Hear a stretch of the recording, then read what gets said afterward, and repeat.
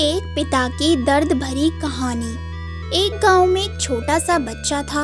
उसके पिता तो थे, लेकिन माँ की मृत्यु हो गई थी। पिता सारा दिन काम करता और अपने बेटे को पाल पोस कर बड़ा करता है। वह सारे सुख अपने बेटे को देता है जो एक माँ दे सकती थी। उस पिता ने कभी कुछ नहीं मांगा, सिर्फ इतना ही मांगा कि मेरे बेटे को कोई परेशानी ना हो। दिन बीतते गए, बेटा पढ़ लिख कर अच्छा जॉब भी करने लगता है और वह शहर में रहने लगता है। कुछ दिन बाद वह अपने पिता से मिलने आता है और कहता है, पापा मुझे कुछ पैसों की ज़रूरत है। मैं चाहता हूँ कि शहर में ही ज़मीन लेकर अपना घर बना लूँ।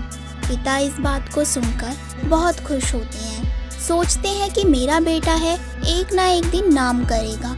जिंदगी भर की बचाई हुई पूंजी को निकाल कर अपने बेटे को दे देते हैं। बेटा शहर चला जाता है और उन पैसों से अपना घर बना लेता है। पिता इधर इंतज़ार करता रहता है कि मेरा बेटा फिर से आएगा, एक ना एक दिन तो मेरे पास आएगा ही। जाएगा कहाँ?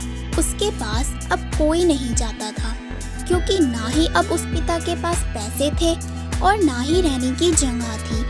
कुछ दिन बाद बेटा फिर लौट कर आता है और अपने पिता से कहता है, पापा अब आप दादाजी बनने वाले हैं। पिताजी को बहुत खुशी होती है। इस बात को सुनकर वह कहते हैं, तू मुझे मेरी बहू और पोते से कब मिलवाएगा?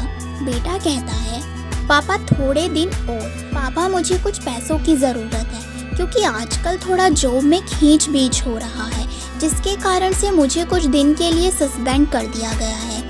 पिता के पास कुछ नहीं रहता है देने के लिए, लेकिन फिर भी कहता है, अच्छा बेटा तू रुक, मैं अभी आया कुछ पैसों का बंदोबस्त करके। पिता बाद में महाजन से कुछ पैसे उधार लेकर अपने बेटे को दे देता है और बेटा पैसे लेकर शहर चला जाता है। बरसों गुजर जाते हैं। पिता सोचते हैं कि मैं तो अब दादाजी बन गया हूँगा, मेरा बेटा पता नहीं मेरे नाती को लेकर कब आएगा। फिर सोचने लगते हैं, समय नहीं मिलता होगा, इसीलिए मेरा बेटा अभी तक आया नहीं, वरना आया ज़रूर होता।